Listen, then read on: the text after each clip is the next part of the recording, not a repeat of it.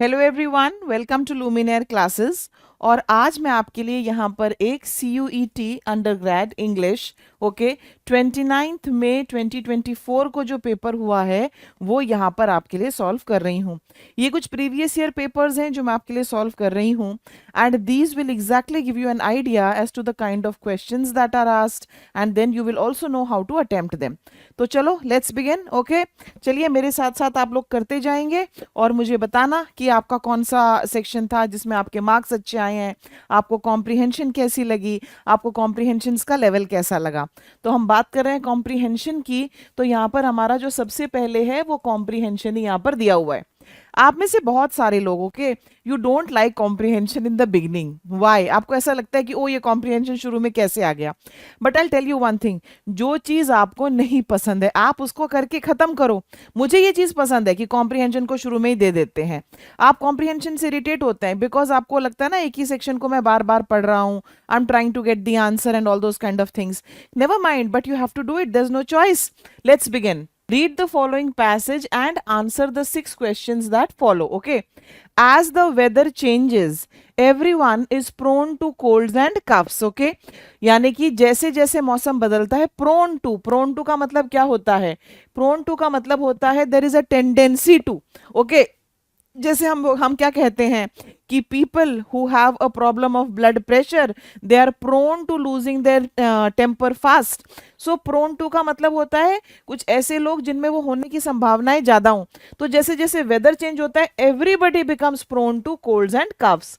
while we have all heard about the benefits of vitamin C for colds, few of us are aware of a secret solution, zinc.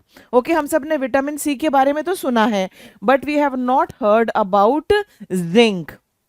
Zinc is helpful at it can reduce the severity and duration of respiratory tract infection. Introduce किया topic किसके बारे में होगा? Zinc के benefits के बारे में होगा। और ये वाला जो हमारा सारा पोर्शन है ये हमें एग्जैक्टली क्या एडवांटेजेस हैं, क्या बेनिफिट्स हैं ये बता रहा है। क्या बेनिफिट्स हैं जिंक से? Zinc is helpful as it can reduce the severity and duration of respiratory tract infections, respiratory सांस से related. It soothes sore throats with its anti inflammatory properties and it plays a pivotal role. Pivotal का मतलब क्या होता है? It plays a very important role. Okay, it plays a very important role in supporting various functions of the body जैसे कि immune system, wound healing and maintaining overall health. So these are the benefits. It prevents viruses from growing in the body. हमारी body में ये viruses को भी grow नहीं होने देता। Zinc is also known to boost the immune system and to fight infection. So यहाँ ये वाला जो पोर्शन है इसमें आपको सारे जिंक के जो बेनिफिट्स है वो बताए गए हैं। Notably zinc is a vital mineral, important mineral, and it is found in a variety of plant and animal foods. Where is it found? ये यहाँ बताया गया है. So where is it found? Next, while consuming zinc-rich food during a cough and cold, prioritize moderation and diversity in your diet. Okay, तो आपको क्या साथ में खाना चाहिए? Include lean meats, poultry, seafood, dairy, nuts and seeds. Combine zinc-rich foods with the vitamin C sources for, okay, 1 minute. Combine zinc-rich foods with vitamin C sources for enhanced immune support. Okay, आगे देखते हैं.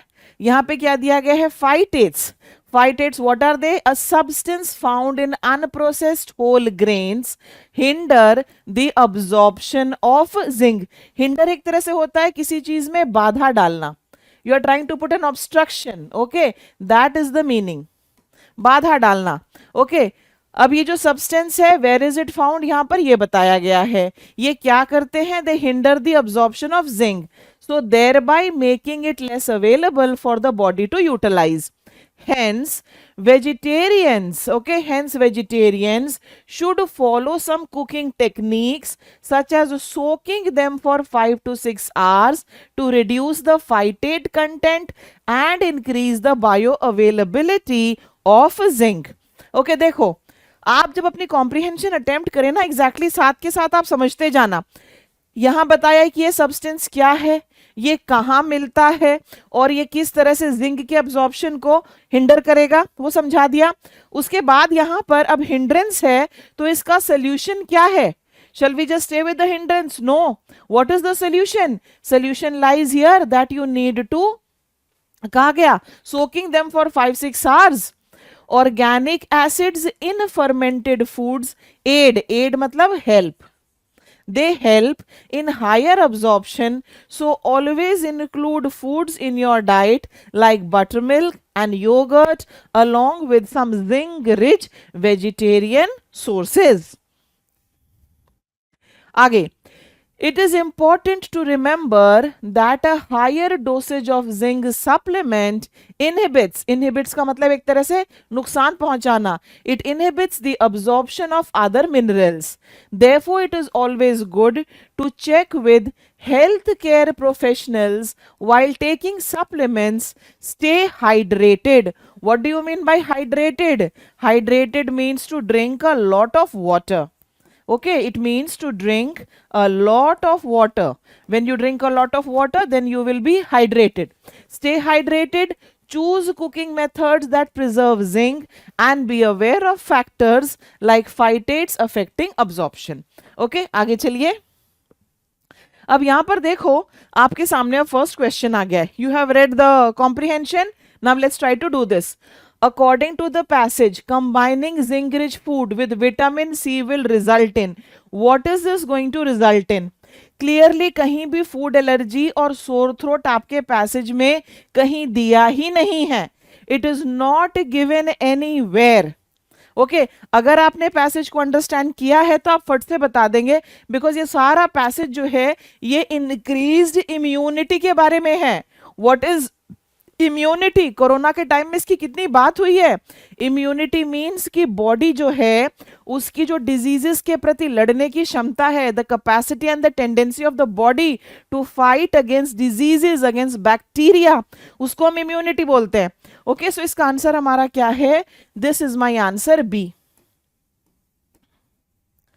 ये हमारा answer है।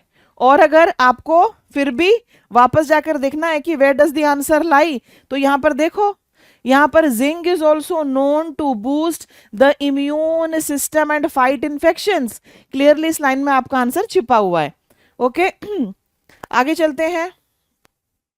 Next one, what does the word solution signify in a secret solution?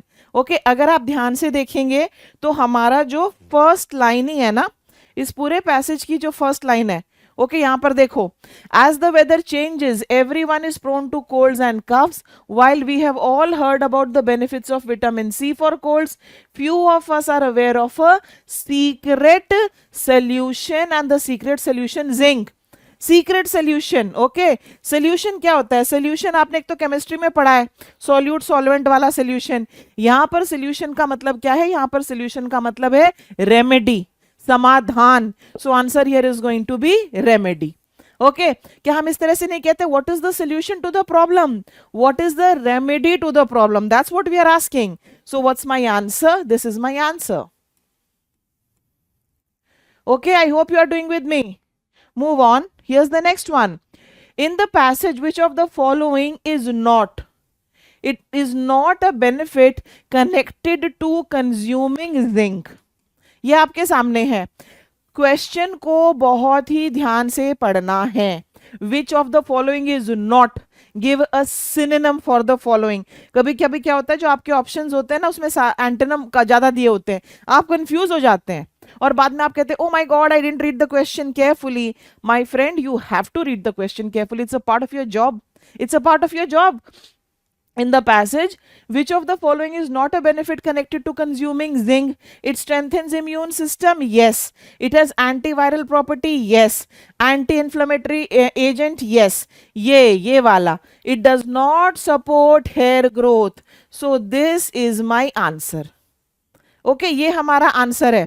स्ट्रेंथेन्स immune system, वो तो मैंने आपको दिखाई दिया था। एनीवेज आपको मैं फिर से ले जाती हूँ और जहां पर बेनिफिट्स दिए गए हैं ना, वहां पर आप ध्यान से अगर देखेंगे आपको सारे आंसर्स मिल जाएंगे। ओके यहां पर देखिए, okay supports various functions of the body, immune system वाला यहां दिया गया है। Wound healing, maintaining overall health, it prevents viruses, ये दिया हुआ आपका ऑप्शन देखना वहां पर, from growing in the body, and it is also known to boost immune system and fight infections. ये सारा जो है यहाँ पर आपको दिया है, यहाँ पर जो है आपका आंसर छिपा हुआ है।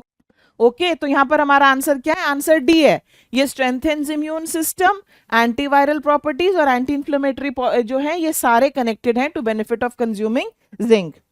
नेक्स्ट देखो, choose the word which means the opposite of pivotal.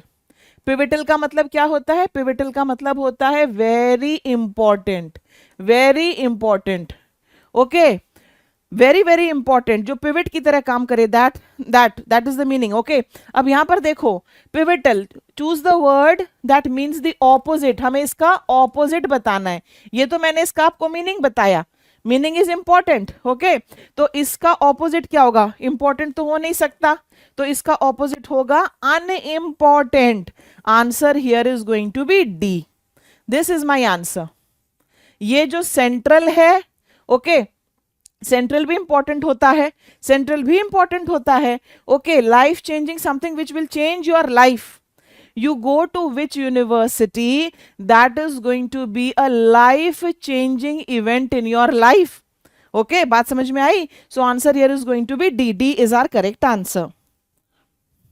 Next one, the passage encourages us to consume zinc in the form of, आपको zinc कैसे consume करना है? In what form?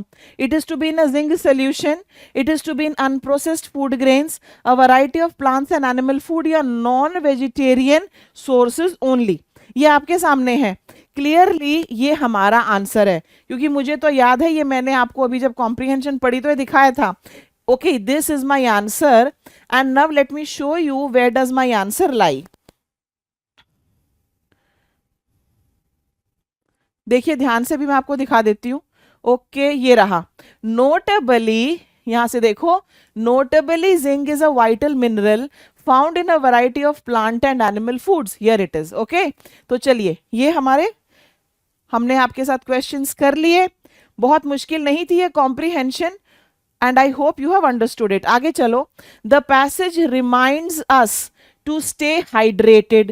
What does that mean? What does the meaning of to stay hydrated? इसका मतलब क्या है? It means we should have plenty of water. Yes, here is my answer. A. We should stay indoors? No.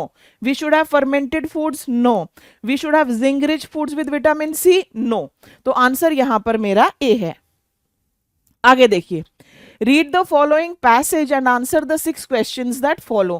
So this is my comprehension number 2. आपके जो paper है उसमें 3 comprehension आने की संभावना है, राइट? और वो तीनों जो है बिल्कुल अलग टाइप की होंगी। तो यहां पर देखो, अब आपके पास सामने किस तरह की कॉम्प्रिहेंशन आई है। Read the passage and answer the 6 questions that follow. Pollinators such as bees, butterflies, birds and bats, they are essential for the ecosystem, health and human food security.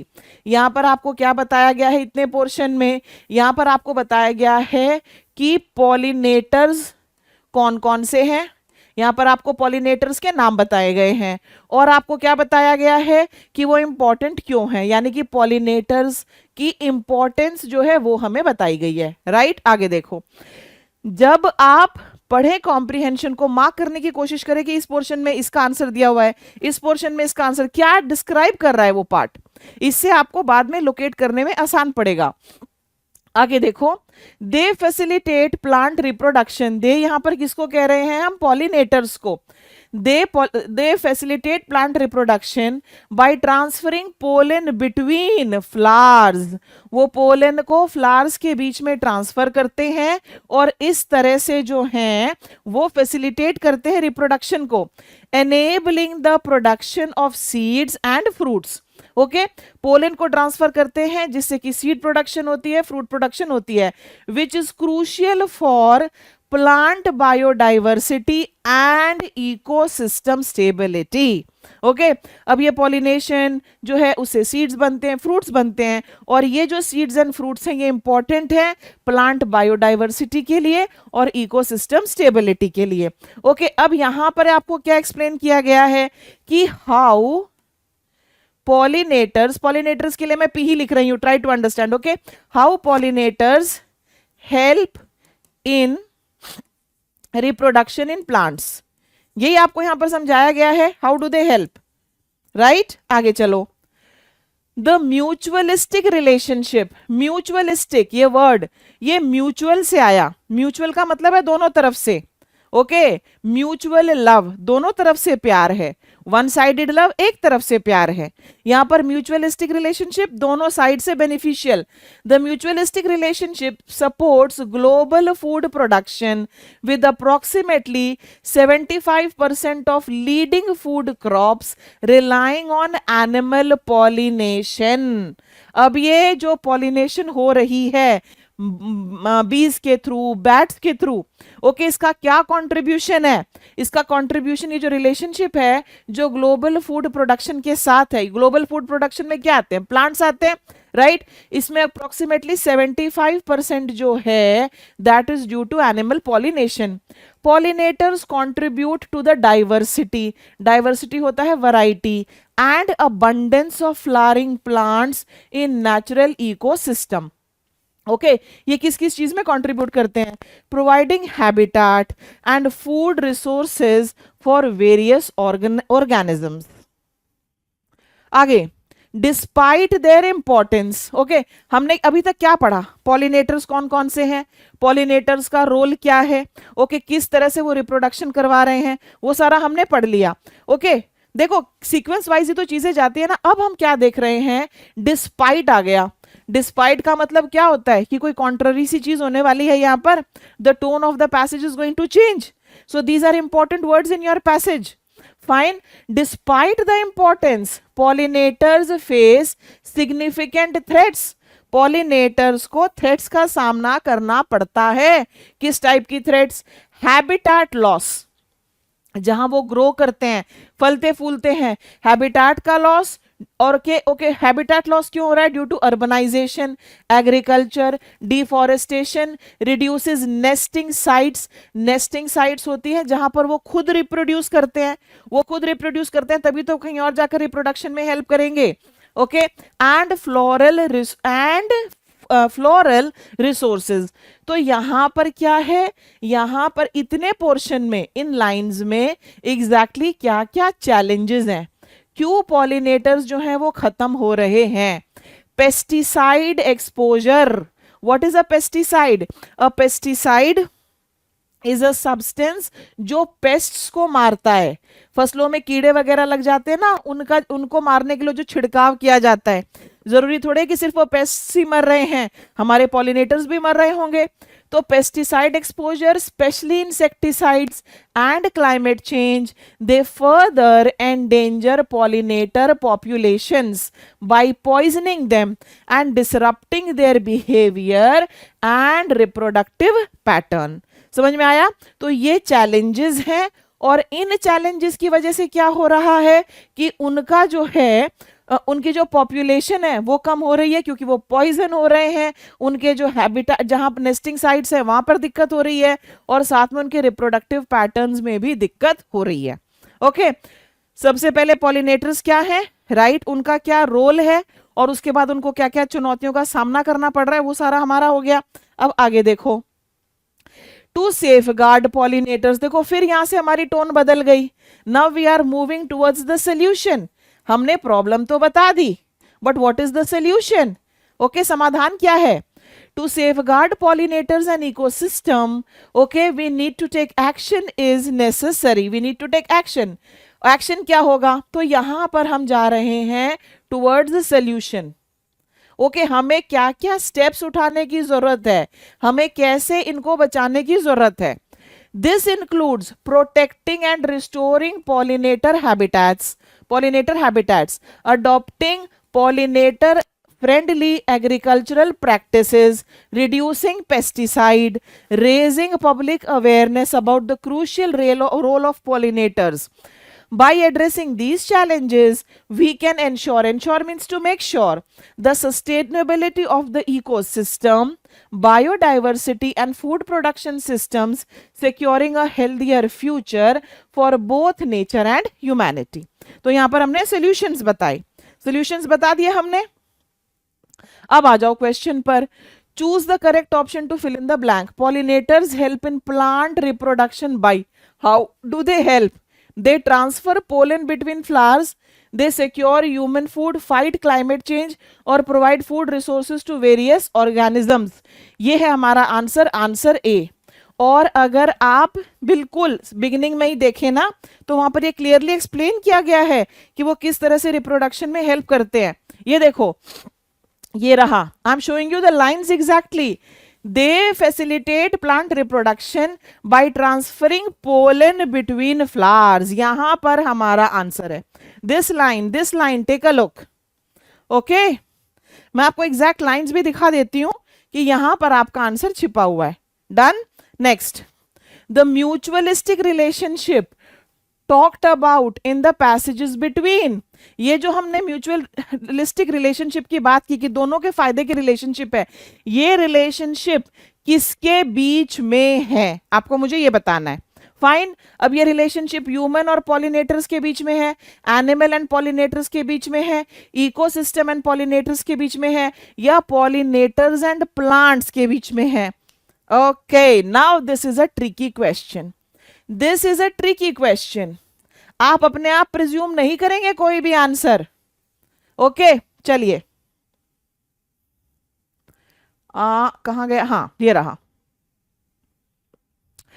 This mutualistic relationship supports global food production. ये जो mutualistic relationship है, ये support करती है global food production. और ये हमने बात करी ली कि पॉलिनेटर्स का रोल है प्लांट्स में, और ग्लोबल फूड में क्या आएगा? ग्लोबल फूड में प्लांट्स आएंगे. ग्लोबल फूड में प्लांट्स आएंगे. तो यहां पर अब आप देखो, आपके जो ऑप्शंस हैं उनमें कहां पर है ये?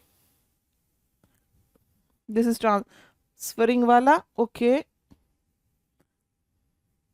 ये देखो, the mutualistic relationship talked about is between pollinators and plants. This is your answer. Here is your answer. 8 is D. Next one. Choose the most appropriate option. Which of the following is not a reason for habitat loss faced by pollinator? आप मुझे बताइए इनमें से कौन सा है. बहुत ही simple है.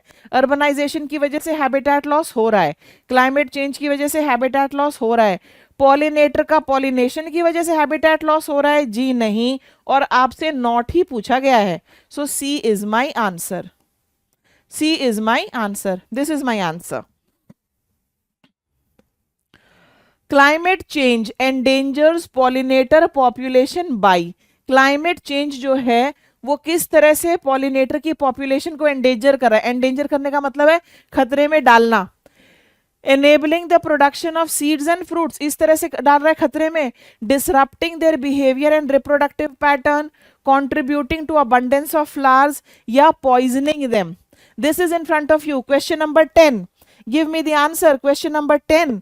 क्लियरली आपको दिया गया है पैसेज में, उनके बिहेवियर और उनके रिप्रोडक्टिव पैटर्न्स को डिसरप्ट करके क्लाइमेट चेंज जो है उन्हें उनके ऊपर एक नेगेटिव इंपैक्ट डाल रहा है. So answer here is going to be B.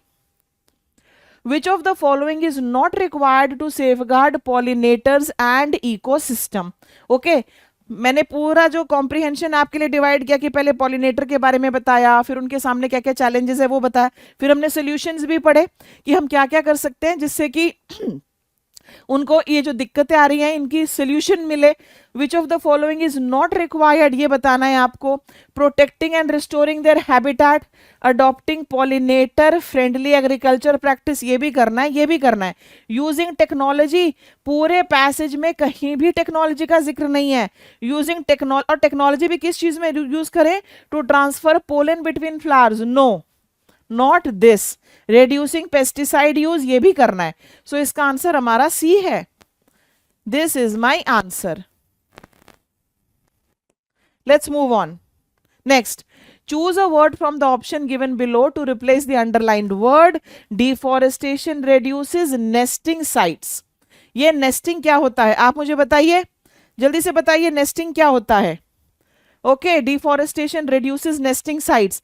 Nesting का मतलब होता है रिप्रोड्यूसिंग साइट्स। आंसर यहां पर सी है। आपने ऑलिव रिडले टर्टल के बारे में सुना है? ओडिशा में जब उनका ब्रीडिंग सीजन होता है, वो बहुत सारे they come on the beaches and then they breed there. Okay, थोड़ा सा अगर आप एनवायरमेंट वगैरह इससे रिलेटेड चीजों को फॉलो करते हो, you will get such news. So answer here is going to be 12। Answer is C. Okay, now here we have read the given passage and answer the 6 questions that follows. Okay, अब जरूरी ही नहीं है कि एक ही paper में 3 comprehension आए, 4 भी आ सकती हैं। ओके, 4 भी आ सकती हैं। Now let's take a look at this. जैसे इस वाले पेपर में आपके 4 कॉम्प्रिहेंशन है।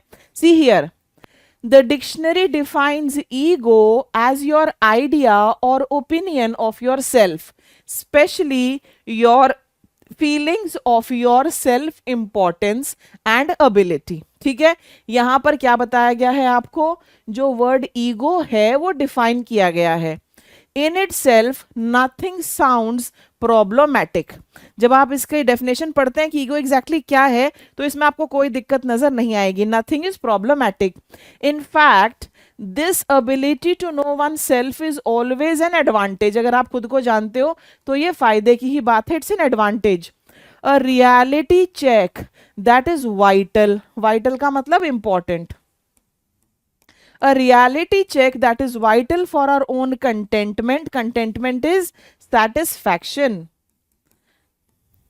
अगर हम जानते हैं अपनी इंपॉर्टेंस तो ये इंपॉर्टेंट है, as well as for our relationship with others. ठीक है, तो पहले यहां पर आपको डिफाइन किया गया है व्हाट इज ईगो, और ईगो जो वर्ड है इसमें कोई दिक्कत नहीं है, और ये हमारे लिए कैसे, एक तरह से पहले तो फायदे की बात है।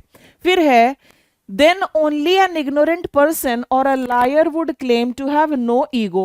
अभी तक हमने बात की कि ईगो कैसे हमें अपनी इंपॉर्टेंस के बारे में बताता है। ठीक है, तो अब ऐसा लग रहा है कि केवल एक बेवकूफ या झूठा व्यक्ति कहेगा उसमें ईगो नहीं है। For we all have one.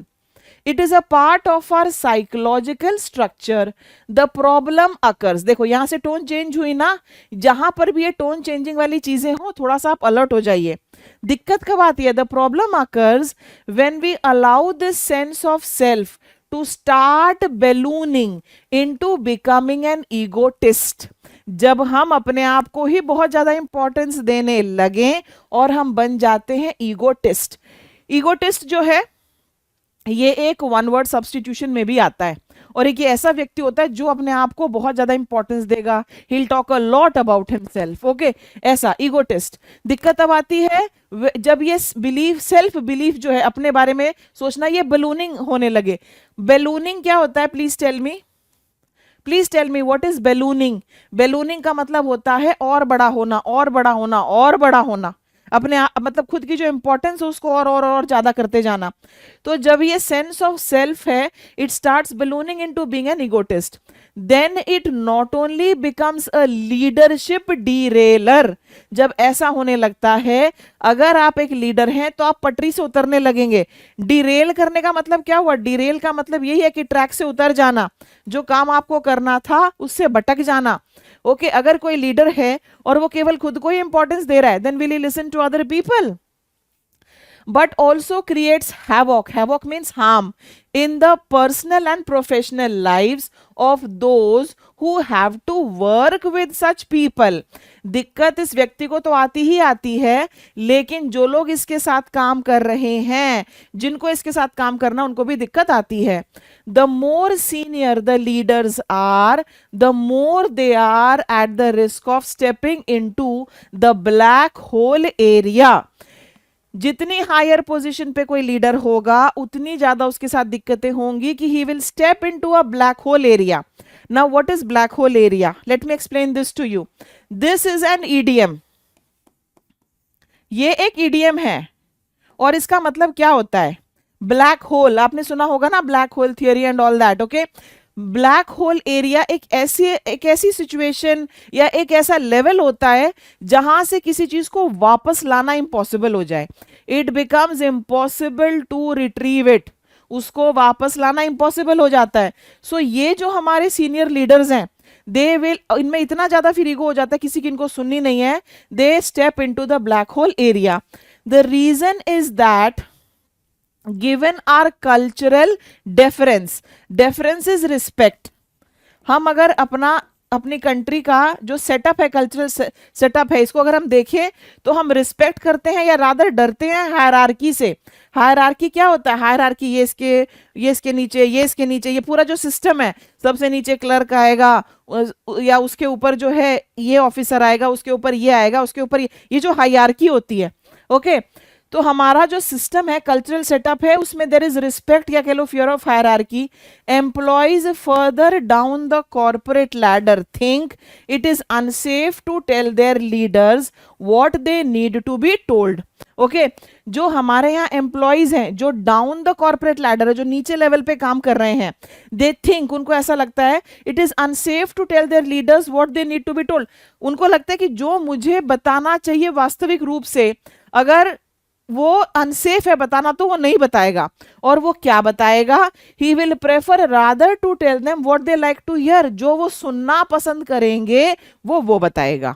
Okay, तो ईगो होने से क्या क्या नुकसान है वो वहां दिया है. Leaders who take accountability for their success as well as their team and organizations have to learn to manage this powerful asset well. Okay, यहां पर फिर आगे कहा जा रहा है कि वो leaders who take accountability for their success as well as their team, उनको ये जो powerful asset है ईगो वाला, इसको ढंग से यूज करना आना चाहिए. A skill that can help them multiply their impact manifold. Manifold का मतलब होता है many times. This has to be done with special focus on areas where the leader is not competent enough and for specific situations that fuel the dark side of their ego and bring out the worst in them. Okay, the former calls for building a regular practice of seeking feedback and not the ceremonial annual theater most leaders do. अब यहाँ पर comparison हो रहा है कि जिनमें ego है और जिनमें ईगो नहीं है, उनमें क्या फर्क है. Okay, The latter, on the other hand, calls for analyzing our own interactions from an outside in view to catch the emotional hijack points. Okay, अब देखो यहाँ पर जिसमें ईगो नहीं है या फिर जिसने इसको ढंग से यूज करना सीखा, ओके, वो क्या करेगा? He will build a regular practice of taking a feedback. Okay, और ये जो होगा ये जेन्युइन होगा, सिर्फ दिखावे के लिए नहीं होगा. जो दूसरे वाला है, दूसरे वाला कौन? जिसने ईगो को ढंग से यूज करना नहीं सीखा, जो खुद को ज्यादा इंपॉर्टेंस देने लगा, वो वाला. द लैटर होता है बाद वाला. On the other hand, okay, calls for analyzing our own interactions from an outside view to catch the emotional hijack points. उसमें क्या होंगे? Flashes of temper, impatience, feelings of having outsmart someone, मैं किसी से ज्यादा smarter हूं, and setting goals to reduce those. Both these areas often call for professional help, blinded as we often are with our walls of denial. अब what is walls of denial ये भी मैं आपको बता देती हूँ. This was a difficult one. Okay, why am I saying so? क्योंकि इसकी लैंग्वेज आसान नहीं थी. लेकिन कभी कभी क्या होता है ना, आप पढ़ रहे हैं और आपको समझ में नहीं आ रहा है, आप उसी चीज को बार बार पढ़ते हैं. Don't do that. हो सकता है जिस चीज को आप इतनी ज्यादा इंपॉर्टेंस दे रहे हो उससे कोई क्वेश्चन ही ना पूछा गया हो. ओके, वॉल्स ऑफ डिनाइल क्या होता? If I say about someone, ये ईडियम है, he has built a wall around himself, इसका मतलब ये होता है कि उसने एक बहुत स्ट्रॉन्ग एक्सटीरियर बना लिया है, अपनी बातें वो अपने तक ही रखता है, अपनी प्राइवेसी बहुत मेंटेन करता है, ज़्यादा इंटरेक्ट नहीं करता है या उसकी बात बाहर नहीं आती है। एंड व्हेन आई से वॉल्स ऑफ डिनायल, वो हर चीज को मना करता है। He has built a wall of denial, अगर मैं उससे कहूँ देखो तुम्हारे साथ ये प्रॉब्लम है, try to solve it, let us solve it by communication, वो मना करेगा। ओके ये वो है, समझ गए। अब आगे चलते हैं। Okay, according to the passage ego means, ego का क्या मतलब है?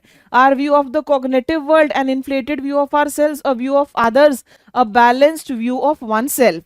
This is there in front of you, question number 13। Let's try to do question number 13, मुझे फटाफट इसका आंसर बताएंगे आप। Okay, question number 13।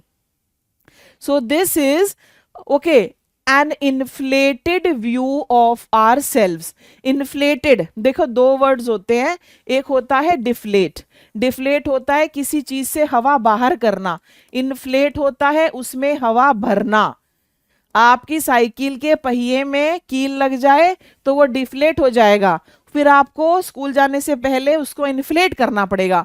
तो जब ईगो का एग्जैक्टली मतलब पैसेज को अगर हम देखें, बैलेंस्ड व्यू तो है ही नहीं, दूसरे हमारे बारे में क्या सोचते हैं वो भी नहीं है, खुद के बारे में बढ़ा चढ़ा के सोचना। So this is my answer, this is my answer. Okay,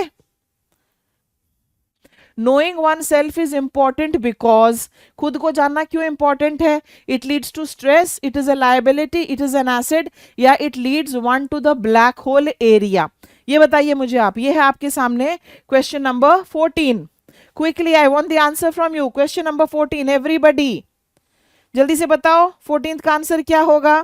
okay, यहां पर है इट इज एन एसिड, ये हमारा आंसर है।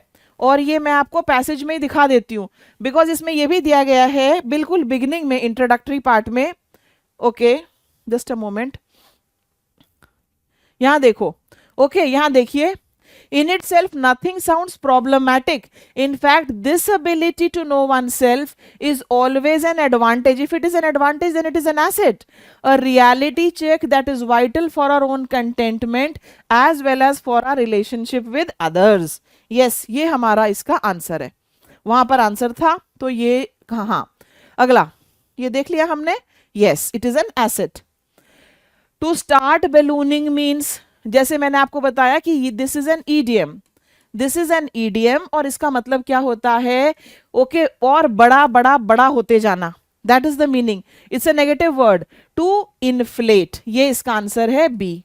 ओके, ईडियम्स में एक और ईडियम है अ गैस बैग, अ गैस बैग। ओके, ठीक है, गैस बैग क्या होता है? एक बैग है उसमें गैस भरी हुई है, देखने में हमें वो बहुत बड़ा लग रहा है, बहुत इंप्रेसिव लग रहा है, पर उसमें एक सुई लग जाए हल्की सी, क्या होगा? सारी गैस बाहर, हवा फूस जिसको हम कहते हैं। तो what exactly is a gas bag? A gas bag is something जिससे हमारी एक्सपेक्टेशन बहुत थी, लेकिन एक्चुअली वो उस एक्सपेक्टेशन के लायक नहीं था। ओके, हम उसके बारे में गलत सोच रहे थे, वो होता ना खोदा पहाड़ निकली चुईया, it is like that. Okay, a gas bag. Next, people with inflated ego are, जिन लोगों की इन्फ्लेटेड ईगो होती है वो कैसे होंगे? क्या वो पॉपुलर होंगे, क्या वो डिसलाइक्ड होंगे, क्या वो सर्वाइल होंगे, या वो नेव होंगे? पॉपुलर का मतलब क्या है? Those people are going to be famous? No, they are not going to be famous. Are they going to be servile? Servile होता है सबमिसिव, अगर उसकी ईगो इतनी बड़ी है वो सबमिसिव कैसे हो सकता है? हमने पैसेज में पढ़ा तो कि वो अपने चारों तरफ वॉल्स ऑफ डिनाइल बना देंगे। So this is not the answer. Naive होता है बोला भाला। This is my answer. Answer for this question number 16 is B. B is the correct answer. 16 will be B. Next, the passage does not refer to, passage क्या नहीं कहता? देखते हैं। All human beings have an ego, yes passage ये कहता है। Inflated ego can prove detrimental. Inflated ego can be counterproductive. Inflated ego has a win-win situation. ये हमारा आंसर है। पूरे पैसेज में डिस्कस ही क्या किया गया है कि जिन लोगों को ईगो यूज करनी आती है उनमें, और जिनको ईगो ढंग से यूज करनी नहीं आती, कंट्रोल करना नहीं आता, क्या फर्क है? विन विन सिचुएशन की कहीं कोई बात नहीं है। So this is my answer, this is going to be my answer. Seeking frequent feedback leads to, ये बताइए मुझे, अगर किसी इंसान को फ्रीक्वेंट फीडबैक्स चाहिए, seeking frequent feedback leads to success as a leader, havoc at the work front, derailment, या reduces leaders clout. ये है आपके सामने, फटाफट मुझे बताइए। ओके अगर आप फ्रीक्वेंट फीडबैक्स लेते हैं, it leads to success as a leader, answer हमारा ए है। और अगर आप ध्यान से देखें, यहां पर फीडबैक मैकेनिज्म की बात की गई है, मैं आपको अभी दिखाती हूं। Oh okay okay, one second, ये रहा, the former calls for building a regular practice of seeking feedback, ये एक अच्छे लीडर के लिए कहा गया है, and not the ceremonial annual theatre most leaders do, सिर्फ नाम के लिए नहीं, वो एक्चुअली फीडबैक लेना चाहेगा। इस लाइन में आपका आंसर है। Okay so where are we, yes this one, success as a leader. अब हम आ गए हैं क्वेश्चन नंबर 19 पर। Okay we have done 3 comprehension so far. Okay and अब मैं आपको ले आई हूं पैरा जंबल के इस क्वेश्चन पर। Para jumble is here, let us try to do this para jumble question. Okay rearrange the parts in the correct sequence to form a meaningful sentence. It is just one sentence, और देखो कितना लंबा चौड़ा sentence है आपका। Okay देखो, to obesity have a lower risk of heart disease, people with a high BMI and a genetic predisposition related to environmental and lifestyle factors alone compared to people whose extra weight is। देखिए अब यहां पर अगर आप इसको ध्यान से देखें, compared to people whose extra weight is ending में तो हमारा जनरली सेंटेंस होता ही नहीं है। सेंटेंस का ये लास्ट पार्ट तो हो नहीं सकता क्योंकि ये इज में खत्म हो रहा है। ओके ये क्या है, ये पार्ट डी है, तो मैं इन दोनों को एलिमिनेट कर देती हूँ क्योंकि इन दोनों में लास्ट में डी है। करेक्ट, अगर आप इसको ध्यान से देखें, okay where is the subject, please tell me, इन चारों को जब आप देख रहे हैं, where is the subject, A B C या डी? हम किसके बारे में बात कर रहे हैं? अगर आप ध्यान से देखें, हम कुछ बीएमआई वीएमआई के बारे में बात करेंगे, मोटापे के ओबेसिटी के बारे में बात करेंगे। ओके उन लोगों के जिनमें ये है, तो where is the subject? The subject is yeah people with a high BMI and a genetic predisposition. B जो है ये मेरा फर्स्ट पार्ट होगा, 19 में बी जो है ये मेरा फर्स्ट पार्ट होगा। ओके अब ध्यान से देखो, प्री डिस्पोजिशन का मतलब क्या होता है? टेंडेंसी। ओके मतलब टेंडेंसी कह लो या उनमें पहले से वो चीज है। ओके यहां पर देखो BMI and a genetic predisposition to obesity, predisposition towards what? Predisposition towards obesity, they have a lower risk of heart disease। Okay अब यहां पर क्लियरली लोअर रिस्क आपको कह रहा है, तो कंपैरेटिव डिग्री यूज की गई है, तो कंपैरिजन किसी और ना किसी और चीज के साथ तो जरूर होगा। बिगिनिंग में मुझे बी ए मिल गए, ओके पहले बी आएगा और उसके बाद हमारा ए आएगा। बी ए बिगिनिंग से केवल ये है, इनफैक्ट मुझे ए ढूंढने की भी जरूरत नहीं थी, जैसे मैंने सब्जेक्ट ढूंढ लिया था बी है, बी बिगिनिंग से केवल एक है, राइट इसको फिट करके देखें, let us do it. People with a high BMI and a genetic predisposition to obesity have a lower risk of heart disease compared to people whose extra weight is related to environmental and lifestyle factors alone। बिल्कुल सही, this is my answer, this is my answer 19C। आगे, rearrange the parts in the correct sequence to form a meaningful sentence. ये भी हमारा जो question है ये para jumble का क्वेश्चन, पैरा जंबल का क्वेश्चन करते हैं इसको। Frozen canned and dried fruits can be despite the enduring belief that just as nutritious as. Okay देखो फिर as nutritious as, किसी और से तुलना हो ही रही है, as the fresh counterparts, fresh is best, research has found that। ये आपको यहां पर दिया गया है, बताइए जल्दी से बताइए। क्वेश्चन नंबर 20 है आपके सामने, these 4 options are there in front of you, please try to fit it in। इसको फिट करने की कोशिश करेंगे। क्वेश्चन नंबर 20, जल्दी से बताओ। देखो ध्यान से, मैं आपको आज एक I want to give you a trick और a tip how to do it, जिसमें भी डिस्पाइट आ जाए। ओके अगर आपको डिस्पाइट नजर आता है स्पॉट द एरर में भी, ओके अगर आपको डिस्पाइट स्पॉट द एरर में भी नजर आता है, तो जनरली इसके साथ एरर क्या होता है कि इसके बाद ऑफ लगा दिया जाता है। You don't have to use of. Despite, okay despite the rains the match was held. Okay अगर हम इंस्पाइट लेते हैं ना, तो इंस्पाइट के साथ हमेशा ऑफ लगेगा, इंस्पाइट ऑफ के बावजूद, लेकिन डिस्पाइट केवल डिस्पाइट रहता है। नंबर 1 और नंबर 2 क्या है कि अगर डिस्पाइट है तो वो जनरली सेंटेंस की शुरुआत में ही हो जाता है कि इसके बावजूद ये हुआ, चोट के बावजूद वो खेला, despite the hurt he played. बात समझ में आई? तो यहाँ पे डिस्पाइट है, जब डिस्पाइट है तो क्यों ना मैं डिस्पाइट बिगनिंग से जो है उसको फिट करके देख लूं। अब डिस्पाइट बिगनिंग बी है ना, तो सिर्फ ये है, सिर्फ ये है। Let me try to fit it in. Okay despite the enduring belief that, ठीक है क्या बिलीफ है, क्या बिलीफ है इसके बाद आएगा ना कि बिलीफ क्या है, despite the enduring belief that fresh is best. Belief ये है कि fresh is best. Research has found that, research ने ये पता लगाया है frozen canned and dry fruits can be just as nutritious as their fresh counterparts. Absolutely right, ये मेरा आंसर है। What is my answer? My answer here is C. C हमारा correct answer है। Question number 20, C is the right answer.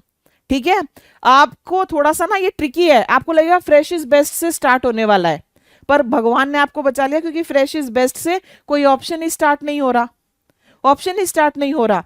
लेकिन आप trick हो सकते हो कि ए से स्टार्ट हो रहा है क्योंकि इसमें frozen canned and dried fruits, आपको लगेगा हम frozen canned and dried fruits की बात कर रहे हैं। ओके डिस्पाइट अगर हो ना, उसको फर्स्ट लाने की कोशिश करो। Fine, note this down, note कीजिए इस तरह की इंपॉर्टेंट चीजों को। आपकी बहुत हेल्प होगी एग्जाम में आगे करने। देखो आगे आप कोई भी एग्जाम अगर इंडिया में देंगे ना, especially if you are preparing for government jobs and all that, para jumbles, narration, active passive के questions, comprehension, सब में बेसिकली वही इंग्लिश आती है। लेवल ऑफ क्वेश्चंस आपके चेंज हो जाते हैं। ठीक है, तो चलिए अब हम चलेंगे आगे। You got the answer here. Choose the correct expression to complete the sentence. How dash your name.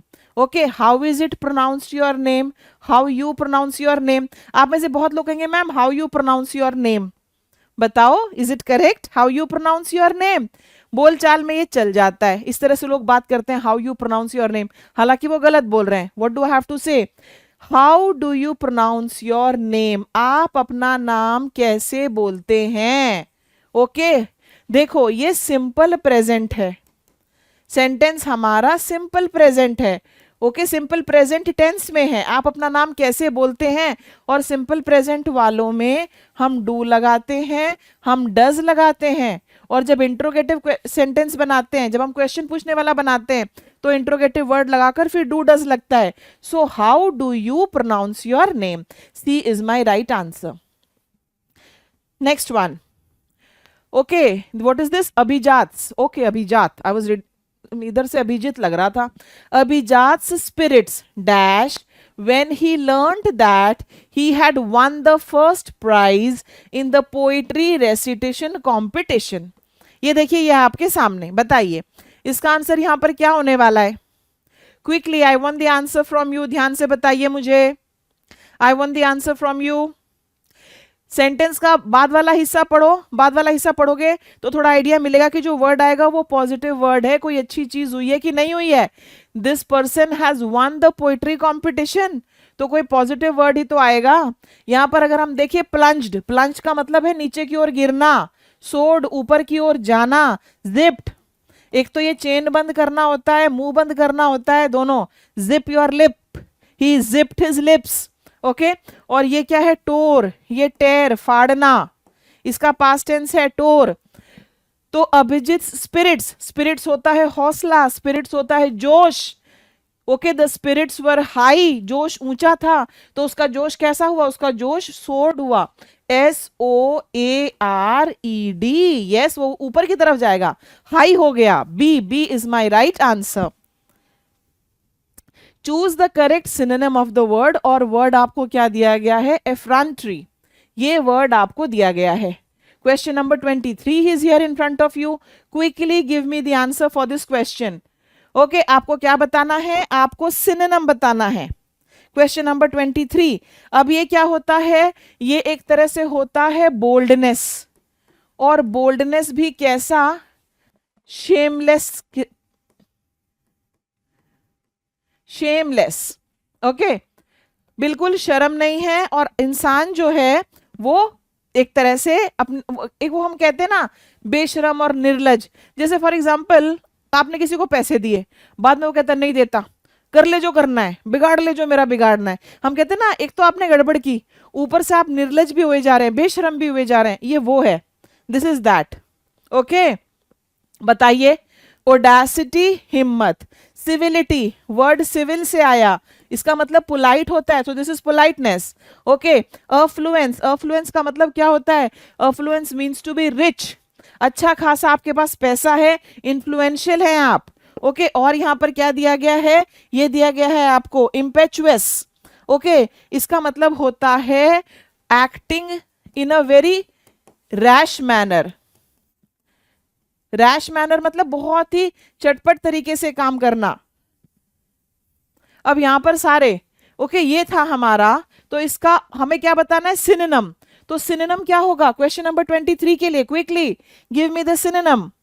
Audacity, yes, ये हमारा आंसर है 23 के लिए, मेरा आंसर है A, audacity is my right answer. She is an astute observer of human behaviour. Okay, अब यहां पर आपको क्या बताना है, ये इसको भी अब मैं ना मार्क करूंगी आपके लिए, आपको ऑपोजिट बताना है, और ये होता है क्लेवर, ये होता है कीन, ये होता है शार्प, ठीक है जी, ये होता है, आपको इसका ऑपोजिट बताना है। शार्प तो इसका सिनोनिम हो गया, ब्रिलियंट बुद्धिमान, अच्छा ये भी नहीं हो सकता, प्रूडेंट सतर्क अलर्ट, उस तरह का वर्ड है। ओके, तो 3 तो मैंने काट ही दिए, अब बता दो अब आंसर क्या है क्वेश्चन नंबर 24 के लिए। ओके, ये होता है इनोसेंट, मासूम, क्या इसके लिए वर्ड नेव भी है, यस वर्ड नेव भी है। करने क्या जाती हूं, आई बनाने जा रही थी और बन गया T, knave. So what is my answer, C is my answer. I hope that is clear. Rearrange the following parts of a sentence to form a meaningful sentence. देखो बड़े लंबे लंबे आ रहे हैं आपके सामने, बताइए।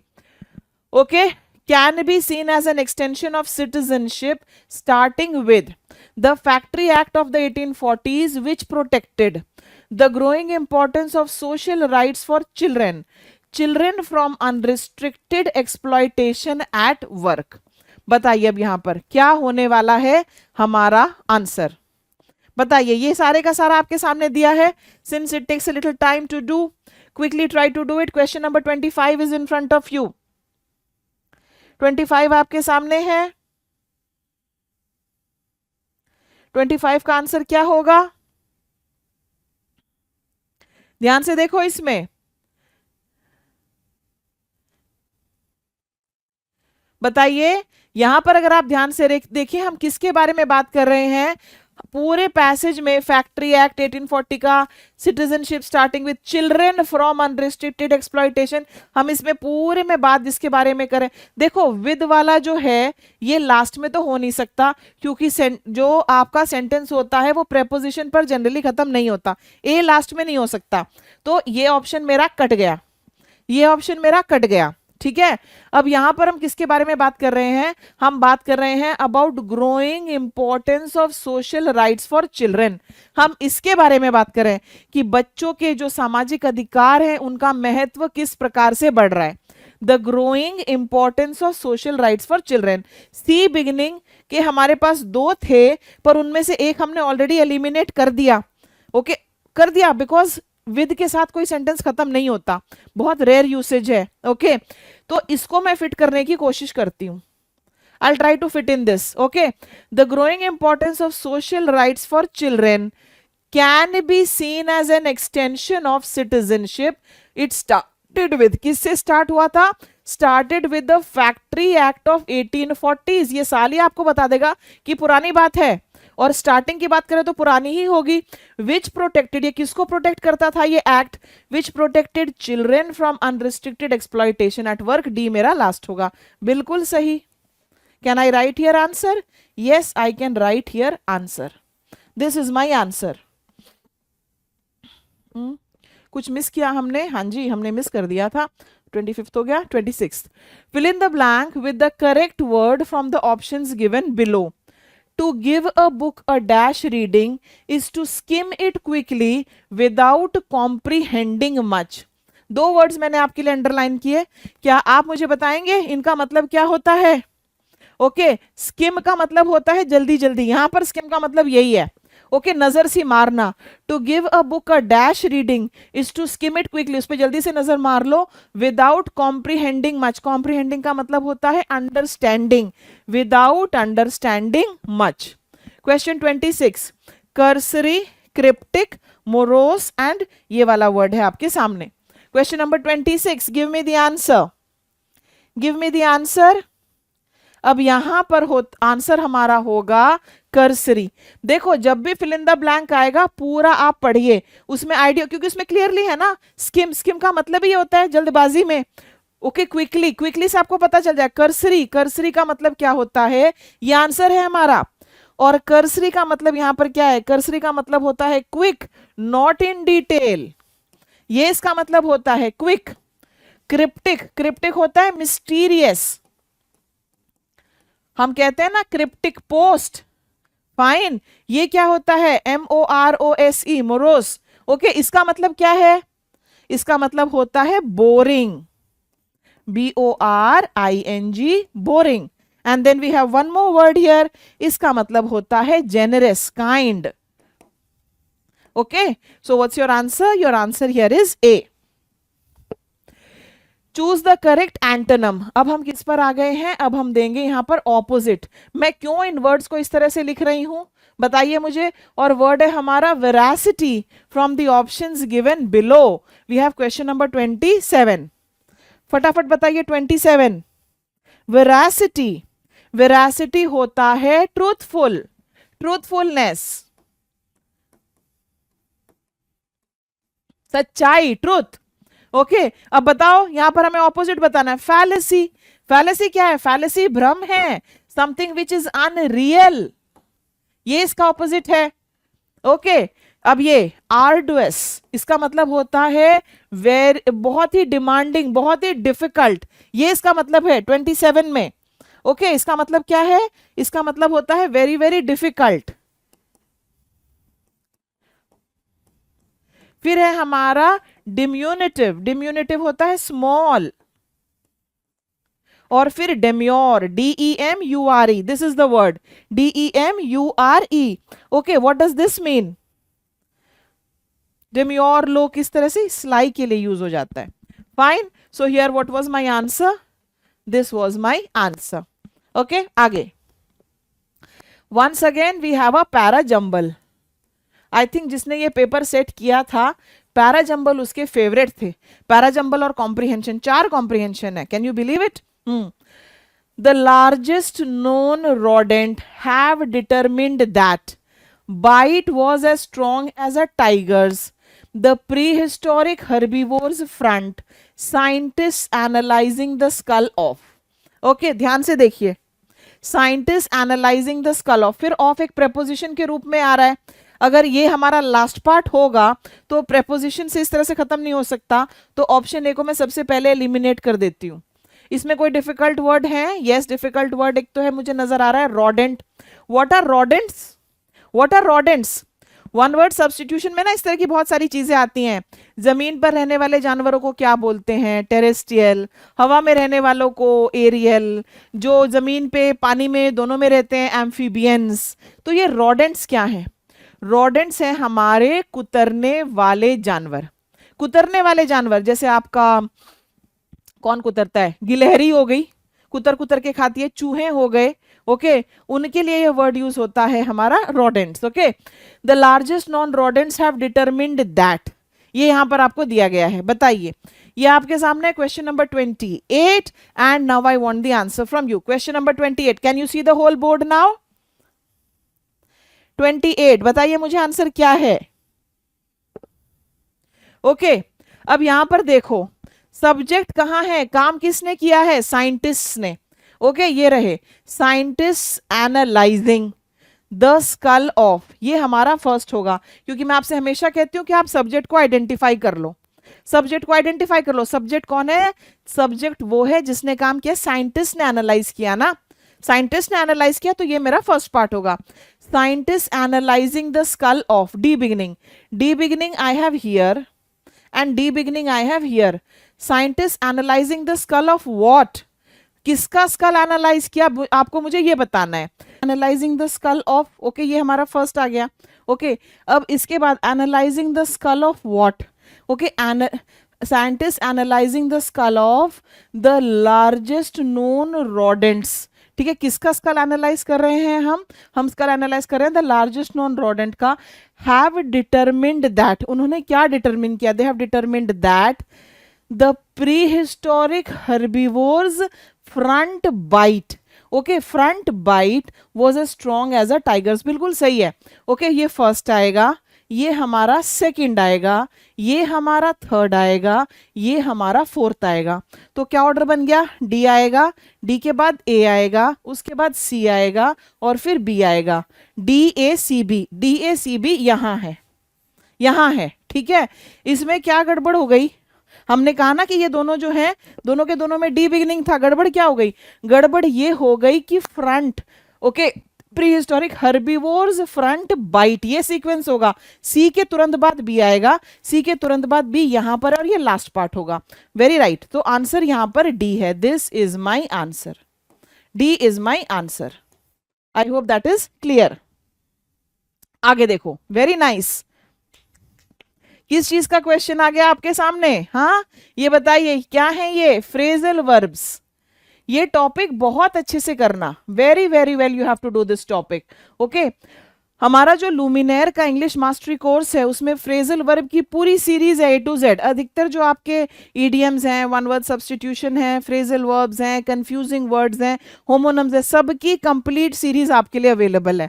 ओके एंड अब आप देखो, अब आप क्वेश्चन पेपर का लेवल देखिए, आपको पता चलेगा। देखो सारे के सारे हमारे जो फ्रेजल वर्ब हैं they are beginning with put. Okay puts up, puts away, puts in, puts off. Fine, ऐसा नहीं है कि आपको चार, एक गेट इन दे दिया, एक सी थ्रू दे दिया, एक लुकअप दे दिया, no no no, all very close. अच्छा खासा क्वेश्चन है। देखो, she is financially very smart and has got a few thousand rupees dash for a retirement. He is clever but his gruff exterior makes most people get dash by it. I wonder how she dash with his erratic behavior. फिर है every day she dash 10 to 12 hours of study, she will certainly crack the CAT exam. ये आपके fill in the blanks हैं। फिर list 2 में हमें ये दिए गए हैं। ओके और अब ना मैं कोशिश करती हूँ कि आपको मैं इनका मीनिंग बताऊं, और सॉरी मैं मीनिंग बताती हूँ, आप कोशिश करेंगे कि आप ब्लैंक को फिलअप करें। Okay puts up, puts up होता है बर्दाश्त करना। पुट्स अप क्या होता है, पुट्स अप होता है बर्दाश्त करना। ओके पुट्सअप का मतलब बर्दाश्त करना होता है। तो क्या बर्दाश्त किया जा रहा है भाई, इरेटिक बिहेवियर। इरेटिक बिहेवियर, क्या फिर सी में हमारा 1 आएगा, प्लीज टेल मी, क्या सी में 1 आएगा, बताइए आप, क्या सी में 1 आएगा? यस यही आएगा, सी में हमारा 1 आएगा। आई wonder how she puts up with his erratic behaviour, बर्दाश्त करना, पुट्स अप। ओके फिर हमारा नेक्स्ट क्या है, put away. Put away, okay put away होता है किसी चीज को उठा के रख देना या किसी चीज को सेव करना। ओके वहां पर भी ये यूज होगा। अब यहां पर ध्यान से देखो, she is financially very smart and has got a few thousand rupees put away for her retirement. Okay I have put away 20 lakh rupees for my son's higher education. I have put away the winter clothes, किसी चीज को संभाल कर रख देना वो भी होता है, बचत करना बचाना वो भी होता है। सो यहां पर मेरा आ गया पुट अवे। ठीक है, yes, so A we are going with A2, okay A2 यहां पर है, दूसरा हमने कौन सा किया, CC के साथ 1, यस यहां पर है, और कहीं कुछ है, A2 कहीं भी है, कहीं नहीं है, केवल एक ऑप्शन में, तो यही मेरा आंसर होगा most probably. Okay puts in, every day she puts in 10 to 12 hours of effort, she will certainly crack the code cat, यहां पर आएगा आपका puts in। ओके इसका मतलब होता है एफर्ट वगैरह डालना।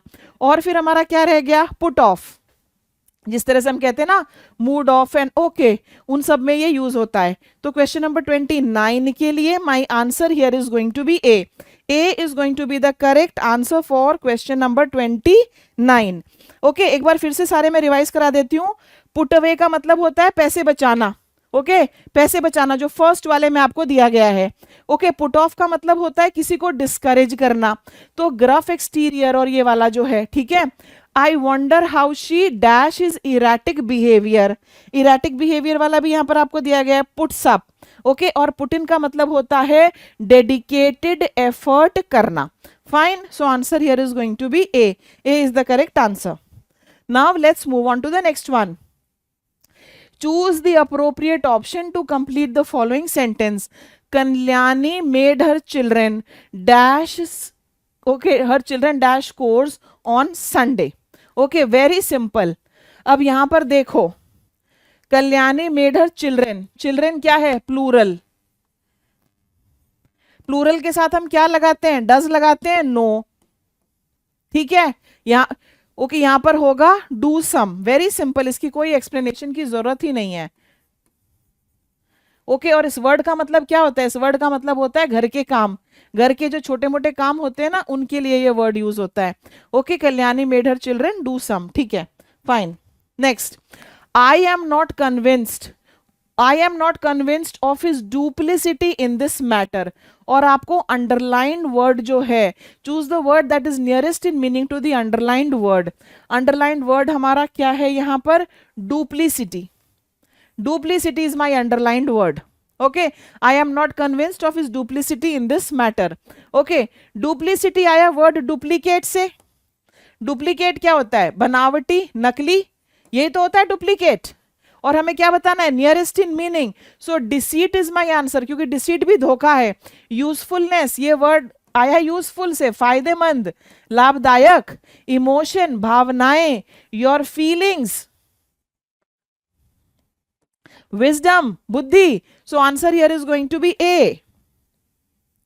Next, okay once again we have a question on para jumble. Provide opportunities and increase possibilities to, telemedicine is one way, effectively use available human and material resources of practicing medicine which may, ये आपके सामने दिया है।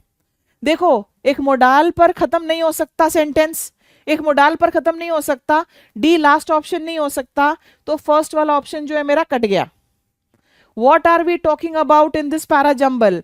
We are talking about telemedicines. Okay, ये देखिए यहां पर, अगर आप ध्यान से देखें तो जनरली प्रेपोजिशन से भी सेंटेंसेस स्टार्ट नहीं होते हैं, तो ये भी नहीं, ये तो खैर एनीवे लास्ट भी नहीं हो सकता और ये फर्स्ट भी नहीं हो सकता। अब इसको ध्यान से देखो और करने की कोशिश करो। Question number 32 is in front of you. अब ये टेलीमेडिसिन इज वन वे, ये टेलीमेडिसिन की हम बात करें तो ये मेरा फर्स्ट होगा, ये फर्स्ट होगा, is one way. Okay one way to do what, हमने इस पार्ट में टेलीमेडिसिन इज वन वे, लेकिन अभी तक हमें वर्ब नहीं मिला है।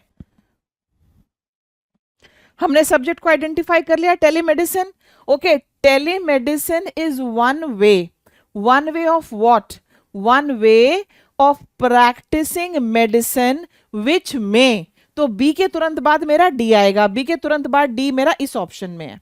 तो क्या मैं इसको फिट करें इसको, telemedicine is one way of practising medicine which में provide opportunities and increase possibilities to, possibilities of what, possibilities to effectively use available human and material resources. बिल्कुल सही आंसर बी है, this is the answer correct, 32 का B. आगे आ जाइए, यहां पर मैं आपको बताऊं, ये जो है हमारे ये होमोनम्स हैं, होमोनम्स हैं। बहुत सारे मैचिंग के क्वेश्चंस देखे गए हैं आपके पेपर्स में, बहुत सारे मैचिंग के क्वेश्चंस। ओके, आप ये मत सोचो कि एक ही आकर आ जाएगा, आपको चार चार आने होते हैं। देखो ध्यान से। ओके, हमने पूरे होमोनम्स और पूरे कंफ्यूजिंग वर्ड्स जो आपके लिए दिक्कत कर सकते हैं उनकी पूरी सीरीज बना दिया ए टू जेड, उससे बाहर से नहीं आएगा, काफी डिटेल में वो है। ठीक है, देखिए, we waited with dash breath for the winner to be announced. अब यहां पर एक ईडीएम है। ईडीएम क्या है हमारा? To wait with bated. Bated की स्पेलिंग आप नोट करेंगे, ब्रेथ। ये ईडीएम है जिसका मतलब है दिल थाम कर, सांस रोक कर इंतजार करना, यानी कि बहुत ज्यादा एंजाइटी है। जब आपका रिजल्ट आने वाला होता है, what do? You wait with bated breath. जब किसी के क्लोज फैमिली मेंबर की सर्जरी वगैरह हो रही होती है, what do the relatives do? They wait for the doctor to come out and they wait with bated breath, BATED। तो we waited with bated breath. A के साथ हमारा क्या जाएगा? ए के साथ हमारा 3 जाएगा। ओके, और ये वाला बेटेड कौन सा है? इसका जो वर्ड है हमारा वो है BAIT। ये है चारा।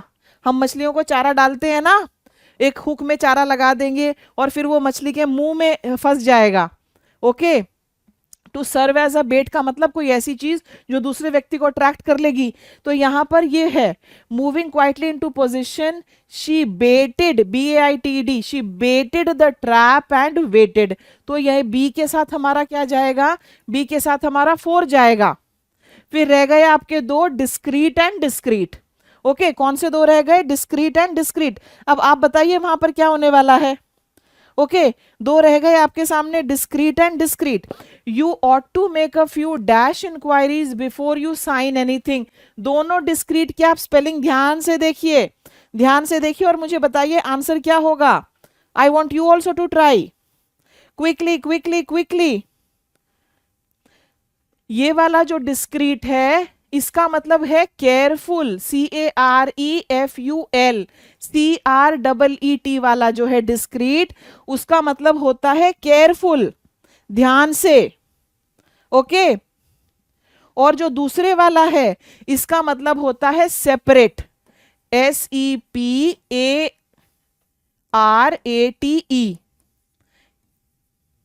ठीक है, ये है सेपरेट। सेपरेट एक ट्रिकी वर्ड है, ये स्पेलिंग में बहुत आता है। देखो ध्यान से इसकी spelling, SEPARATE। You ought to make a few discreet, ये वाला डिस्क्रीट। ओके, यहां पर होगा हमारा 2 और यहां पर होगा हमारा 1। So 3 4 2 1। Where can I see 3 4 2 1? I can see it here. This is my answer. I hope that is clear. Oh, synonym for fastidious. Fastidious कौन होता है? A person who is too fault finding. Satisfy ही नहीं होता, इसके बहुत नखरे होते हैं, फॉल्ट्स ढूंढते रहता है ये, fault finding. Okay, synonym for fastidious, finicky.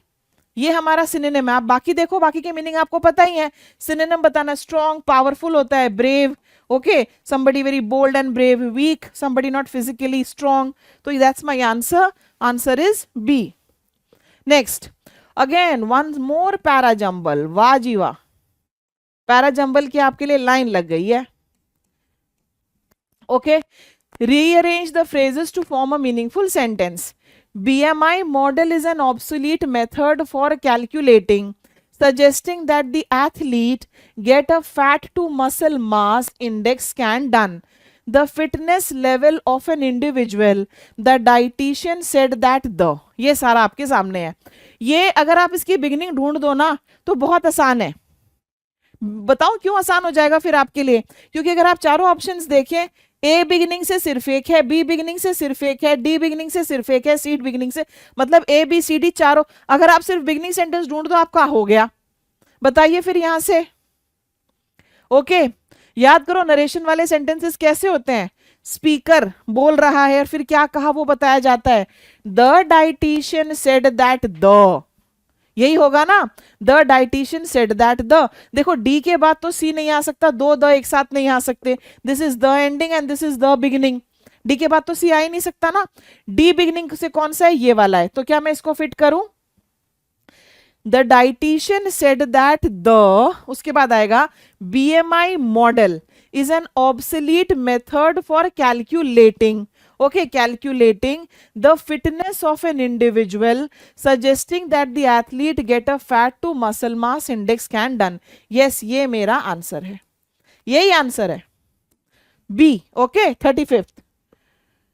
Here we are on question number 36. Fill in the blank with the most appropriate word. The British Raj regularly dash vernacular newspapers. Vernacular newspapers कौन से होते थे? Vernacular होती हैं आपकी local languages जो होती हैं, जैसे मराठी हो गई, तमिल, तेलुगु हो गए, their vernacular languages. The British Raj regularly vernacular newspapers that printed articles advocating for Indian home rule. What is the meaning of advocating?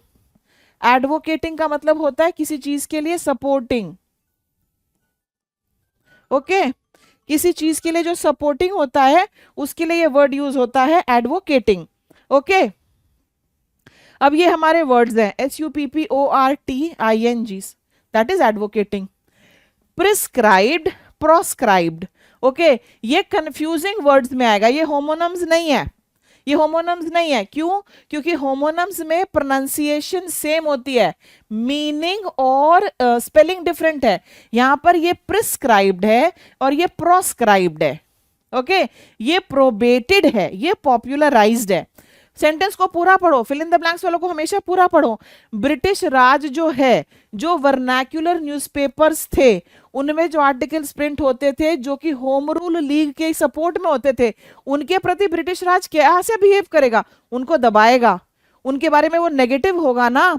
तो हमारा आंसर जो है यहां पर होगा proscribed. B will be my answer. Proscribed वो सारी चीजें हैं जो आपको नहीं करने के लिए कहा जाता है, और प्रिस्क्राइब्ड वो सारी चीजें हैं जो आपको करने के लिए कहा जाता है. अगर मेरा वेट ज्यादा है तो मुझे क्या क्या करने के लिए कहा जाएगा? Go for a morning walk, don't go for a morning walk, do some exercise, drink a lot of water. जो जो जो जो मुझे करना है that is all prescribed to me. Correct?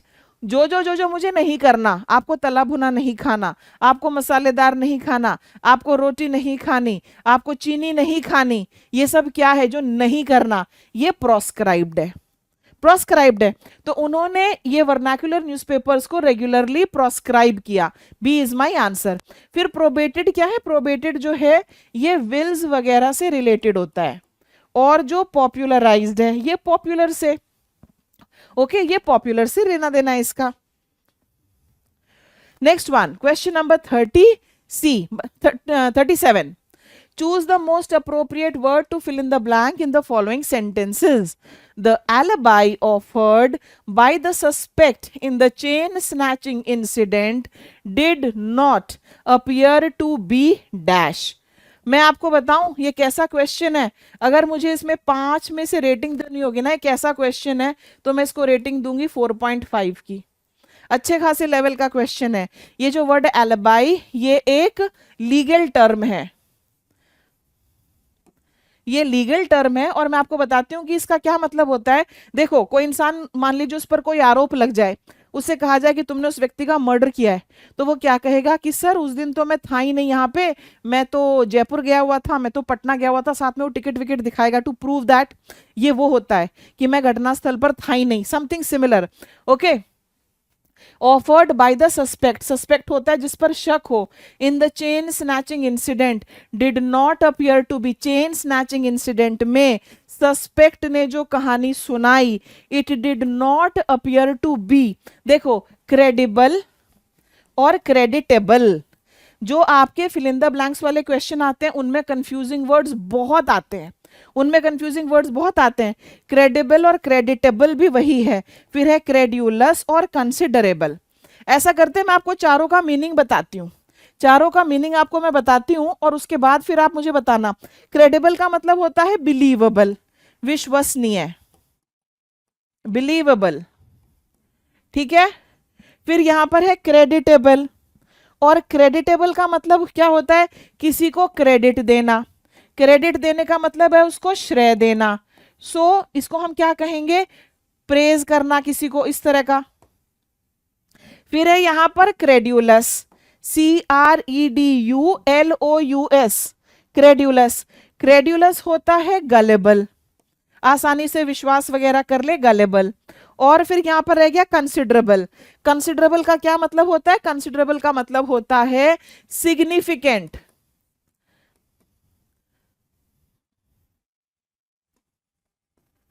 Significant,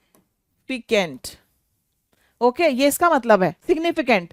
okay, कितनी चोट आई? There was considerable hurt, there was significant hurt, considerable damages were given, considerable compensation was given, इस तरह से यूज होता है।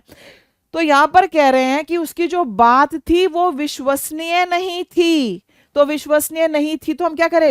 It did not appear to be credible. A is my answer, A is my answer. क्या अब आपको समझ में आ गया क्यों मैंने इस क्वेश्चन को 4.5 की रेटिंग दी है? क्वेश्चन नंबर 38 ये आपके सामने है। Choose the correct synonym for the given word. Okay, word थोड़ा सा मुश्किल है, ये फ्रेंच ओरिजिन का वर्ड है और इसकी प्रोनाउंसिएशन है पीक। ओके, ये इसकी प्रोनाउंसिएशन है और इसका मतलब क्या होता है? इसका मतलब होता है रिसेंटमेंट। ओके, कड़वाहट होना, आपके मन में किसी के प्रति कड़वाहट होना, ठीक है, रिसेंटमेंट। आंसर तो आपको बता दिया, बाकियों की मीनिंग भी बता देती हूँ। रैवेज है आपके सामने, काम है, डोसाइल है। अब आप इसमें क्यों कंफ्यूज होएंगे? अगर आपको इन दोनों के मीनिंग पता है, हम जनरली क्या देखते हैं? हम जनरली ये देखते हैं कि आपके से सिनोनिम पूछ के ऑप्शन में एक एंटोनिम भी बता देते हैं। ओके, आपको लगेगा कि इन दोनों में से कोई है कि, क्योंकि एक दूसरे के ये ऑपोजिट है। रैवेज होता है एक तरह से तबाह कर देना, तहस नहस कर देना, और ये तूफान वगैरह, अर्थक्वेक वगैरह के साथ बहुत यूज होता है। Okay, ravaged, the city was ravaged, the sea shore was रैवेज्ड। और काम का मतलब शांत होना, और डोसाइल का मतलब होता है बहुत ही शांत स्वभाव का, दब्बू किस्म का, वो होता है हमारा docile, DOCILE, docile. Okay, submissive, इसका मीनिंग है सबमिसिव। तो हमारा आंसर क्या हुआ यहां पर? यहां पर हमारा आंसर फर्स्ट वाला है, ए इज माई आंसर। ठीक है, आगे चलते हैं। Next one, choose the correct antonym, और एंटोनिम हमें बताना है इसका taciturn from the options given below. अब ये क्या होता है मुझे बताएंगे आप। ओके, ये होता है, बताइए क्या होता है ये? 39th is in front of you. मैं नहीं बताऊंगी क्योंकि मैं बता दूंगी फिर आप फट से इसके आंसर्स में चले जाएंगे। रिजर्व्ड, अपने तक सीमित रहने वाला, गैर्यूलेस, टॉकेटिव, अनग्रेसफुल, ये तो सिंपल है। और फिर हमारा है वेहेमेंट, VEHEMENT। ओके, ये आपको यहां पर दिया गया है। ओके, अब ये जो वर्ड है इसका मतलब होता है क्वाइट, शांत, रिजर्व्ड, कम बोलने वाला। इसका मीनिंग क्या? इसका मीनिंग है रिजर्व्ड, कम बोलने वाला, शांत रहने वाला। हमें इसका ऑपोजिट बताना है, तो गैर्यूलेस, गैर्यूलेस मीन्स टॉकेटिव, बहुत बोलने वाला, अ person who talks a lot. Okay, ये होगा, हमें ऑपोजिट बताना है ना, ऑपोजिट हमारा ये है। और इसका सिनोनिम क्या है? सिनोनिम इसका रिजर्व्ड है, रिजर्व्ड सिनोनिम होगा ना। तो ध्यान देना, आपके ऑप्शंस में बहुत बार दोनों दे दिए जाते हैं टू कंफ्यूज यू। ओके, ये क्या है? अनग्रेसफुल, इसका कोई लेना देना नहीं है, वेमेंट का भी इसके साथ कोई लेना देना नहीं है। Let's move on to the next question. Okay, next question चलिए यहां रहा। ओके, ये रहा आपके सामने, और ये हमारा टेंसेस से रिलेटेड क्वेश्चन है। टेंसेस से रिलेटेड हमारा क्वेश्चन है, ध्यान दो, देखो। Match the blanks in list 1 with the verbs in list 2। Okay, ये आपको करना है, लिस्ट 1 और लिस्ट 2 को मैच करेंगे। She dash with her dog every day, she dash the violin at the concert beautifully, she dash badminton her whole life, she dash video games the whole of yesterday. बिल्कुल basic, अगर आप tenses, आपने tenses के किए हैं ना, तो ये आप आराम से करेंगे। लिस्ट 2 में है played, had been playing, plays और has been playing. She dash with her dog every day, ये सिंपल प्रेजेंट हैबिचुअल एक्शन है उसका, तो she plays with her dog every day. She dash the violin at the concert beautifully. आप बताइए इसमें क्या होगा? अब देखो लास्ट वाला, देखो, she dash video games the whole of yesterday, ये दिया गया है। She dash badminton her whole life, dear students, हमने क्या बोला, ए जो है वो 3 के साथ जा रहा है because it clearly says every day, habitual action है, करेक्ट, हैबिचुअल एक्शन है, A with 3. Now let's take a look here, A with 3 is only here, केवल यहां है ए 3 के साथ. सारे करने की जरूरत है नहीं है, एक से हमें मिल गया आंसर, प्रोबेबली मिल गया, not sure. Okay, so now let's see, B 1 के साथ जा रहा है क्या, she dash the violin at the concert beautifully. Yes, ये काम हो चुका है, तो B goes with 1, she played the violin at the concert beautifully. She dash badminton her whole life.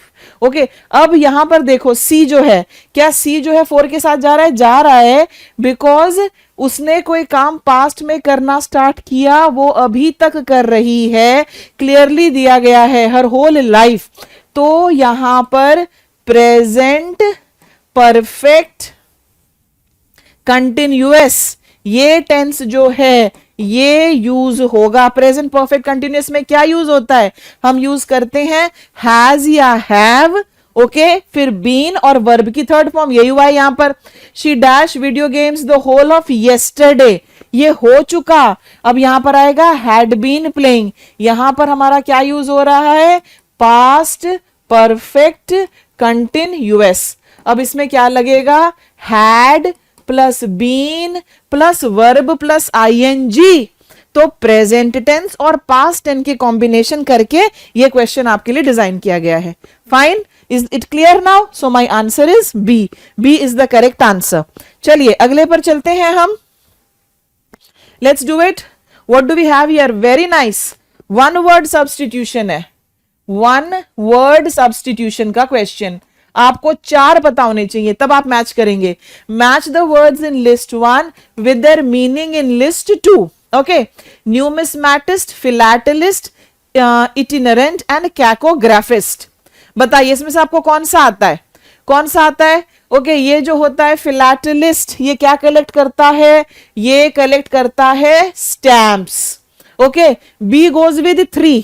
Do we have B going with 3? Yes, यहां पर है हमारा बी गोइंग विद 3, यहां पर है हमारा बी गोइंग विद 3. ओके, ए जो है न्यूमिस्मैटिस्ट, ये कलेक्ट करता है coins, so A goes with 2. A goes with 2 option A में है. सी देखते हैं, सी 1 के साथ जाता है, one who journeys from place to place, cacographist, bad at spelling. Yes, this is my answer. ये हमारा आंसर है, answer is A.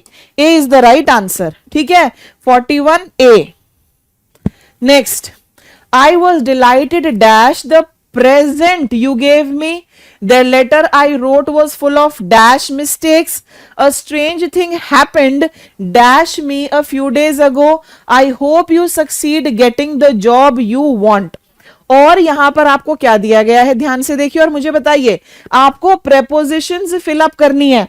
Question number 42 में आपको प्रेपोजिशंस फिलअप करनी है. बताइए मुझे. 42 इज हियर. क्वेश्चन 42 करने की कोशिश करिए सब लोग. उस तरफ देखो, प्रेपोजिशंस आपको दी गई हैं और इसको करने की कोशिश करो 42 को. ओके, देखिए यहां पर I was delighted. Okay, I was delighted. To in with of, ये सारे आपको दिए गए हैं. बताओ यहां पर आंसर क्या होने वाला है. I was delighted with. I was delighted with the presents you gave me with. ठीक है, 3 जो है ए के साथ 3 जा रहा है, ए के साथ 3 हमारा यहां पर है और यहां पर है, ऑप्शन बी और ऑप्शन डी में, इन दोनों में है. Am I correct? Am I correct? बताइए. ठीक है, अब उसके बाद बी देखो, the letter I wrote was full of mistakes, so B goes with 4, this goes with 3.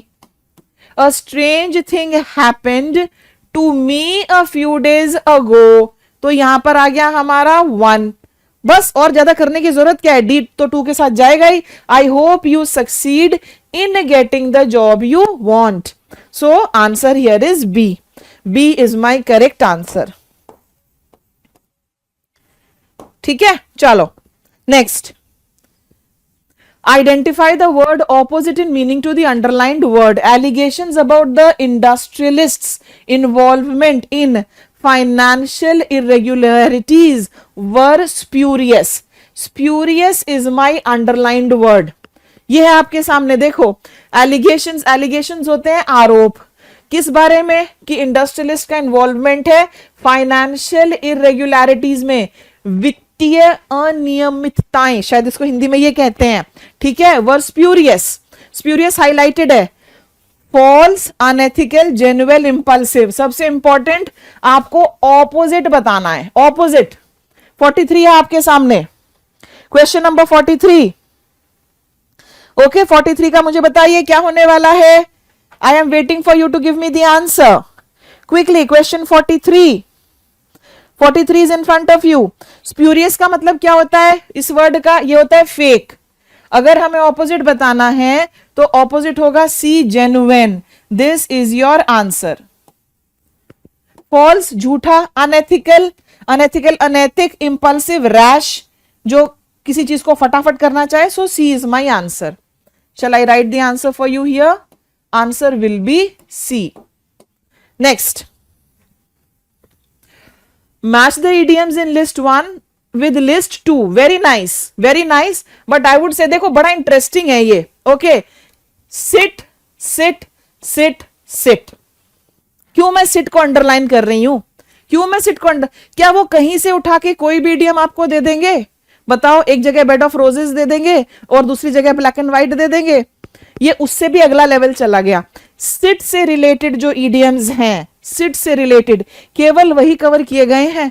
तो आप ये मत सोचना कि मैडम ऊपर ऊपर से आएगा बेसिक सा, नो नो नो, थोड़ी इन डेप्थ घुसना पड़ेगा आपको।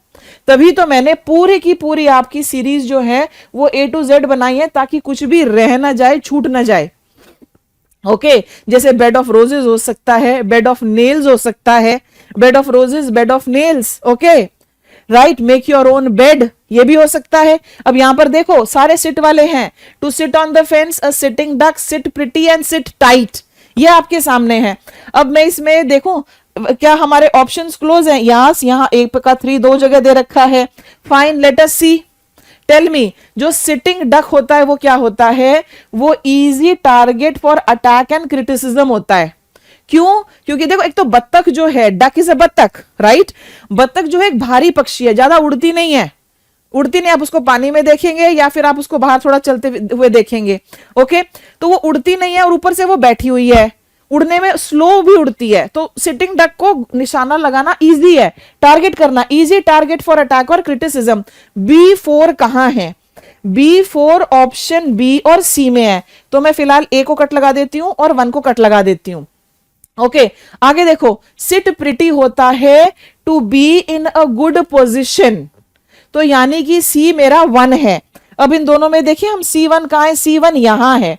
सो ऑप्शन बी के अब हम फिट करते हैं। A goes with 3 to sit on the fence, yes to delay in making a decision, delay करना कोई फैसला लेने में। और to sit on the fence का मतलब ये भी होता है न्यूट्रल रहना। फेंस कहां होता है? घर के बाहर की तरफ लगा होता है, आप उसके ऊपर बैठे ना, आप घर के अंदर है ना बाहर है, न्यूट्रल होना, that is also the meaning. I hope you understand. तो यस, ये हमारा आंसर है, यही हमारा आंसर है। और क्या रह गया? Sit tight, to not take any action and to remain in one place. So my answer is this, this is my answer. Okay, fine, my dear. Now here you have a comprehension. Comprehension, और ये वाली comprehension हल्की सी tricky है। मैं side हो जाऊंगी और आपके लिए पढ़ूंगी और आप इसको ध्यान से सुनेंगे, ठीक है? मैं आपको ये पढ़ती जाऊंगी और फिर आपको ये बताते जाएंगे और आप इसको करेंगे। The green blazer stood out prominently under the bright sun and the blue sky in all that jostling crowd. Jostling होता है बहुत ज्यादा noisy. Okay, in all that jostling crowd one could not help noticing it, यानी कि वो जो green blazer है उस भीड़ भाड़ में क्लियरली नोटिसेबल है। Villagers in shirts and turbans, townsmen in coats and caps, okay, beggars bare bodied and women in multicolour saris were thronging the narrow passage. Thronging means coming in large numbers. narrow passage between the stalls and moving in great confused masses, but still the green blazer could not be missed. तो basically ये पूरा क्या है, ये description है crowd का, और उस क्राउड में एक ग्रीन ब्लेजर है जो वेरी प्रोमिनेंटली, प्रोमिनेंटली का मतलब होता है क्लियरली विजिबल है, ठीक है। आगे, the jabber and babble of the market place was there.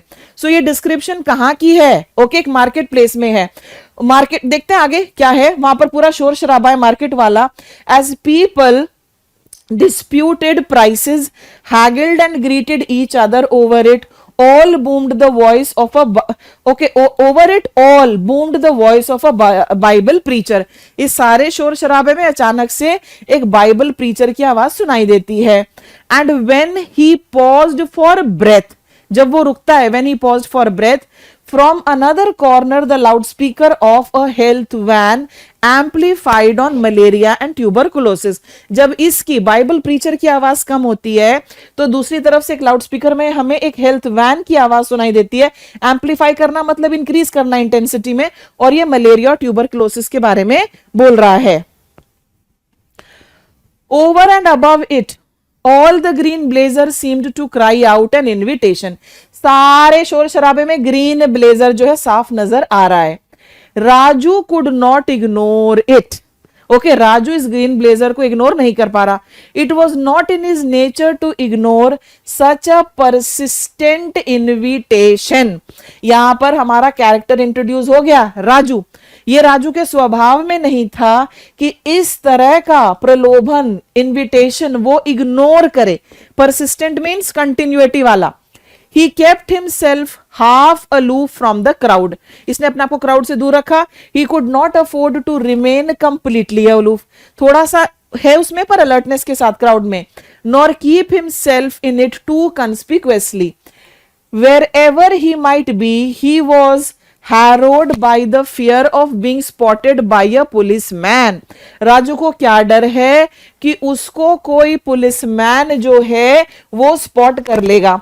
तो अगर कोई पुलिसमैन के स्पॉट करने से डर रहा है तो जाहिर सी बात है वो कोई इलीगल एक्टिविटी करता होगा। एम आई राइट, वो कोई इलीगल एक्टिविटी करता होगा।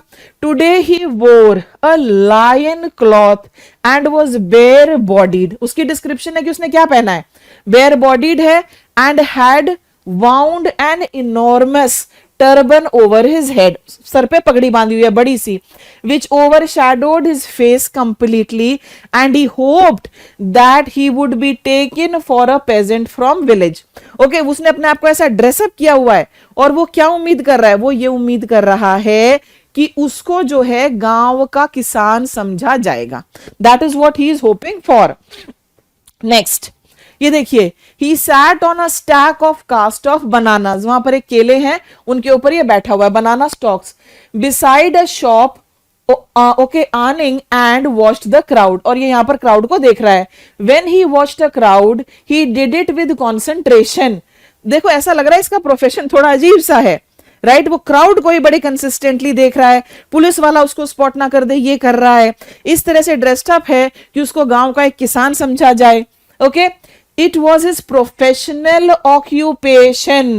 Constitutionally he was an idler and had just the amount of energy to watch in a crowd and put his hand into another man's pocket। वो crowd को देख रहा है और उसका प्रोफेशन क्या है, किसी और आदमी के जेब में अपना हाथ डालना। ये है उसका काम, to put his hand in another man's pocket. It was a gamble, ये जुआ होता है of course. Sometimes he got nothing out of a venture, कभी उसको कुछ भी नहीं मिलता था। Counting himself lucky if he came out with his fingers intact. ठीक है, तो ये हमारे सामने पूरे की पूरा कॉम्प्रिहेंशन दिया हुआ है। अब हम आ गए क्वेश्चन पर। Why did the green blazer draw Raju's attention? ये जो ग्रीन ब्लेजर है इसने राजू का अटेंशन क्यों खींचा? ओके, ये इसका फेवरेट कलर है ऐसा कहीं नहीं दिया गया। वो कह रहा था मुझे फॉलो करो, no. It merged well with the crowd, no. It was too conspicuous in that crowd, yes. ये हमारा आंसर है। बिल्कुल बिगिनिंग में ही हमें ये सारी चीजें जो है दी हुई हैं। मैं इस तरफ खड़ी हो जाती हूँ अब। ओके, यहां से मुझे इसको मूव करना है देखो, the green blazer stood out prominently clearly under the bright sun and all, तो फर्स्ट लाइन में आपका ये दिया हुआ है। Next, identify the activities going on in the bazaar, बाजार में क्या क्या एक्टिविटीज हो रही हैं? People walking gently giving space to others, people bargaining greeting each other pushing, yes ये तो हो ही रहा था। Bare stalls, people dressed in dull colours, loud sounds of preachers mixed with loud sounds blaring, ये सारा आपको दिया गया है। क्वेश्चन नंबर 46 बताइए। ओके, मार्केट प्लेस की डिस्क्रिप्शन है ना वेरी फर्स्ट पैराग्राफ में, वहां पर देखो जाकर क्या आंसर होने वाला है इसका 46 का। 46 का आंसर मुझे बताइए। ओके, पीपल बार्गेनिंग ये था, और हमने लाउड स्पीकर में बात की ना प्रीचर की, कि बाइबल प्रीचर है वो। Okay, mixed with loud speaker blaring, yes, so B and D ये दो हैं। डल कलर्स नहीं है, पीपल गिविंग स्पेस भी नहीं है, क्लियरली यहां पर है ना पुशिंग, अगर पुशिंग है तो पीपल गिविंग स्पेस कैसे होगा? B and D, where is B and D? Here, this is my answer, this is my answer. Raju is afraid of being spotted by the policeman because, ये है ना, he didn't want to be out at the beginning, he was not fond of policemen, he wanted to win the game, he didn't want to be caught before the kill. Okay, to be caught before the kill ये एक idiom है, to be caught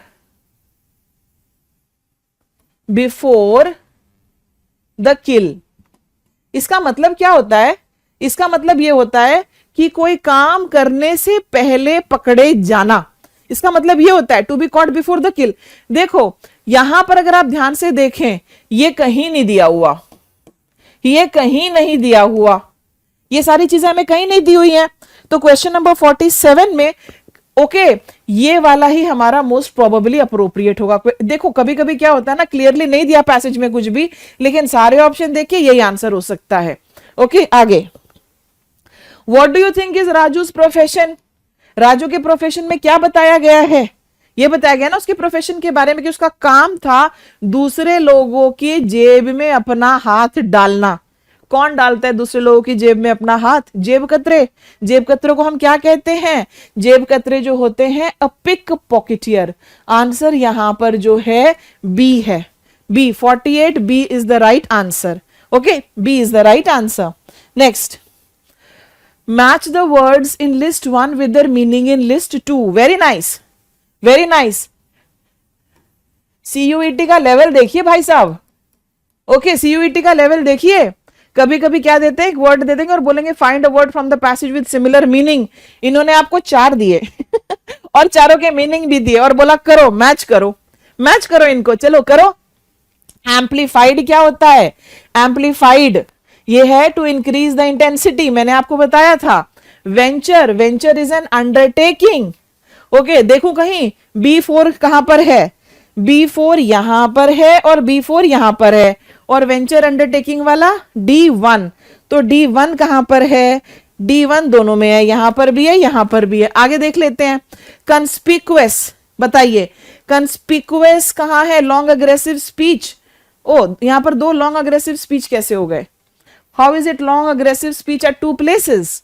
okay यहां पर question number 49, तो फिर हमें क्या करना पड़ेगा? हमें इसका देखना पड़ेगा, लॉन्ग अग्रेसिव स्पीच क्या होता है। ओके ये वाला क्वेश्चन नंबर 49, 49 में ओके ए जो है this is a long aggressive speech, तो A2 के साथ, A2 के साथ कहां पर है? यहां पर है, यहां पर है। सो क्वेश्चन नंबर 49 ये जो है हमारा आंसर ए है। कंस्पिक्युअस यहां पर आपको दिया गया, conspicuous what is the meaning of conspicuous? बताइए मुझे, what could be the meaning of conspicuous? Okay conspicuous का मतलब होता है नोटिसेबल, नोटिसेबल, ठीक है। तो कंस्पिक्युअस C3 है ना, तो इसको काट कर मैं कर देती हूं यहां पर noticeable. Okay now it's fine, ठीक है अब ठीक हो गया। Question number 49 answer is A. So my dear, now we are on the last question. Wow, I love this. Phrasal verbs. Phrasal verb का क्वेश्चन आ गया भाई आपके सामने। ओके देखो, match the phrasal verbs in list 1 with their meaning as used in the passage in list 2. Stood out, taken for, cast off, cry out. दो out से है हमारे, ये ऑफ से है, ठीक है। देखिए बताइए, स्टूड आउट होता है नोटिसेबल, कोई चीज जो नोटिस होए, तो A goes with 4, A goes with 4 here and A goes with 4 here, ठीक है। बताइए, cast off no longer wanted, so C goes with 2, C with 2 कहां है, सी विद 2 यहां भी है, सी विद 2 यहां भी है, ओके फाइन। फिर हमारा क्या रह गया, फिर है आगे टेकन फॉर, टेकन फॉर, और दूसरा क्या है, क्राई आउट, ओके ये है हमारे सामने टेकन फॉर। बताइए यहां पर है question number 50, 50 is in front of you, 50 taken for होगा in place of, taken for in place of, okay. He was taken for a TT, मतलब उसको टीटी मान लिया गया, taken for, B goes with 1, so B with 1, where is B with 1, here is B with 1, and D3 cry out demand, they cried out for food, इस तरह से। so ये रहा, ये हमारा आंसर है for this question. My answer here is going to be D. D is going to be the right answer. Okay, I hope all the questions you have understood how they have to be done. Fine. अब मैं आप सबसे ये कहना चाहूंगी कि सारे type के जो क्वेश्चंस आते हैं वो मैंने आपके लिए करवा दिया, आपको आइडिया होगा कि किस तरह के क्वेश्चंस पूछे जाते हैं। Parajumbles are very important, phrasal verbs are very important, okay okay, tenses, grammar, vocabulary, everything is very important. ये एक प्रीवियस ईयर पेपर था जो मैंने आपके साथ सॉल्व किया, और मैं उम्मीद करती हूँ 2024 का ये पेपर है, ओके और मैं उम्मीद करती हूँ कि इस वीडियो से आपको काफी हेल्प मिली होगी। So if you like the video, share it with your friends, like, subscribe, comment अगर आपको कुछ समझ में नहीं आया है। और आप हमारा इंग्लिश का जो मास्टरी कोर्स है, लुमिनेयर का इंग्लिश मास्टरी कोर्स, आप उसको ज्वाइन करें। उसमें आपको ग्रामर से रिलेटेड, वोकैब से रिलेटेड सारे वीडियोस मिल जाएंगे, and you will also get plenty of mock tests to attempt along with solved previous year papers. Thank you so much for watching. Bye bye.